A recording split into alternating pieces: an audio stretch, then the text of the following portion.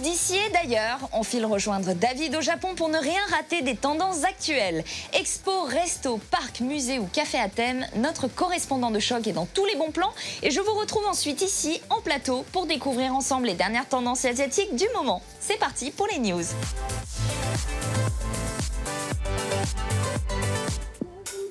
Konnichiwa, salut à tous. Aujourd'hui, nous sommes à Tokyo, dans le quartier d'Asakusa, et je vous emmène au salon Fashion Goods Trade Show.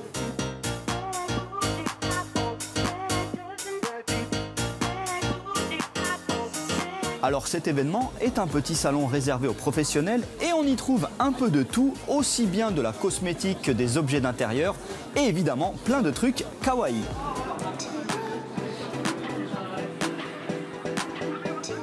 Ici, il y a un objet essentiel dans la vie quotidienne des Japonais dont je ne vous ai jamais parlé, ça s'appelle un hanko. Alors chez nous, tous les documents, on les signe simplement, mais au Japon, tout le monde est censé avoir son propre tampon encreur avec son nom en kanji, en caractère chinois. Mais normalement, on ne retranscrit pas les noms des étrangers avec des kanji, mais il y a tellement de touristes au Japon désormais que c'est devenu la mode et n'importe qui peut donc faire son hanko. Donc là, si par exemple on part d'un nom français Alain, on se sert de kanji dont la prononciation est proche, Anlan, ça devient Alain. Et ce qui est génial ici, c'est qu'on a même des hanko en version un peu otaku avec du Hello Kitty, du One Piece et aussi beaucoup de Shingeki no Kyojin, l'attaque des titans.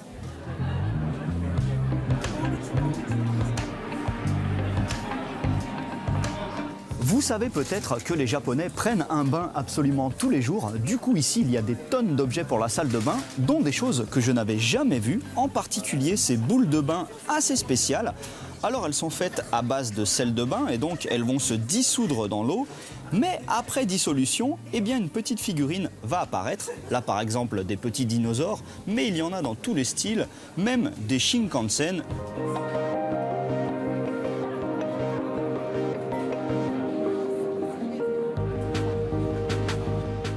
Il y a tellement de stands ici qui vendent des trucs kawaii que c'est difficile de choisir. Donc, sélection un peu arbitraire. Je voulais tout de même vous montrer ces très jolis sacs à dos à l'effigie de Pokémon, mais aussi de Freezer. Ça, c'est beaucoup plus rare. À côté, on a même des versions plus petites avec Goku et Vegeta. Et là en face, quelque chose qui me plaît beaucoup, un set pour les toilettes avec le tapis devant les toilettes et la couverture pour la cuvette. Bon, je tenais absolument à vous présenter ce personnage car je l'adore et il n'est pas très connu en dehors du Japon. Alors ça s'appelle Unko Kanji Drill et à la base ce sont des livres pour apprendre les kanji aux enfants.